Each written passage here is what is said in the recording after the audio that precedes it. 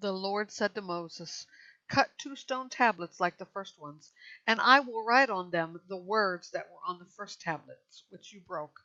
Be prepared by morning. Come up Mount Sinai in the morning and stand before me on the mountain top. No one may go up with you. In fact, no one must be seen anywhere on the mountain. Even the flocks and herds are not to graze in the mountain in front of that mountain." Moses cut 2 stone tablets like the first ones. He got up early in the morning, and taking the 2 stone tablets in his hand, he climbed Mount Sinai, just as the Lord had commanded him. The Lord came down in a cloud, stood with him there, and proclaimed his name Yahweh. Then the Lord passed in front of him and proclaimed, "Yahweh, Yahweh is a compassionate and gracious God, slow to anger and rich in faithful love and truth, maintaining faithful love to 1,000 generations, forgiving wrongdoing, rebellion, and sin.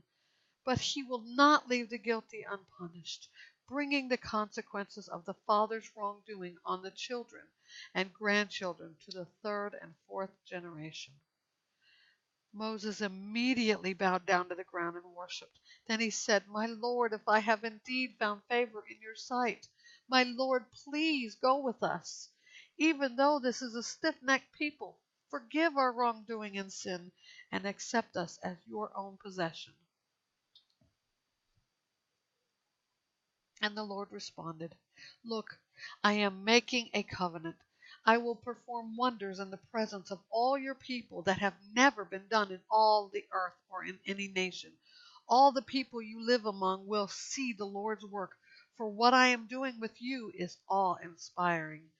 Observe what I command you today. I am going to drive out before you the Amorites, Canaanites, Hittites, Perizzites, Hivites, and Jebusites. Be careful not to make a treaty with the inhabitants of the land that you are going to enter. Otherwise they will become a snare among you. Instead, you must tear down their altars, smash their sacred pillars, and chop down their Asherah poles. You are never to bow down to another god, because Yahweh, being jealous by nature, is a jealous God.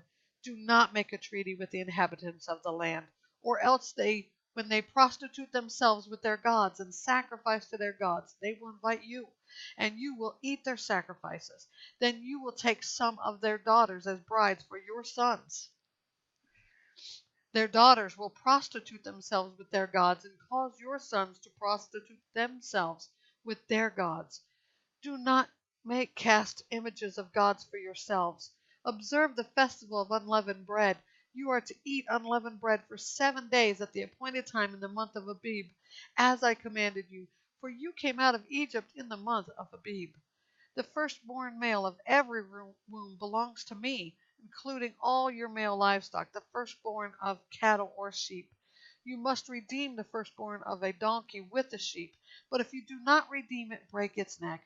You must redeem all the firstborn of your sons. No one is to appear before me empty-handed. You are to labor 6 days, but you must rest on the 7th day. You must even rest during plowing and harvesting times. Observe the festival of weeks with the first fruits of the wheat harvest, and the festival of ingathering at the turn of the agricultural year. 3 times a year all your males are to appear before God, the Lord God, the God of Israel. For I will drive out nations before you and enlarge your territory.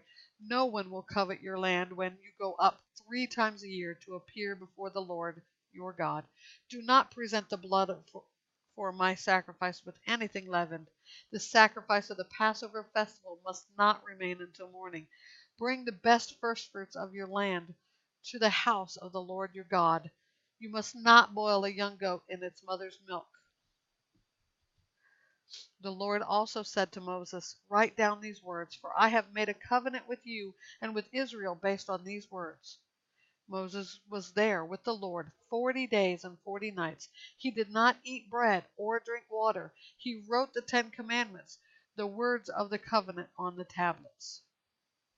As Moses descended from Mount Sinai with the 2 tablets of the testimony in his hands as he descended the mountain, he did not realize that the skin of his face shone as a result of his speaking with the Lord.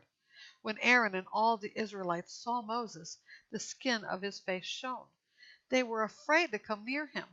But Moses called out to them. So Aaron and all the leaders of the community returned to him, and Moses spoke to them. Afterward all the Israelites came near, and he commanded them to do everything the Lord had told him on Mount Sinai. When Moses had finished speaking with them, he put a veil over his face. But whenever Moses went before the Lord to speak with him, he would remove the veil until he came out. After he came out, he would tell the Israelites what he had been commanded, and the Israelites would see that Moses' face was radiant. Then Moses would put the veil over his face again until he went to speak with the Lord.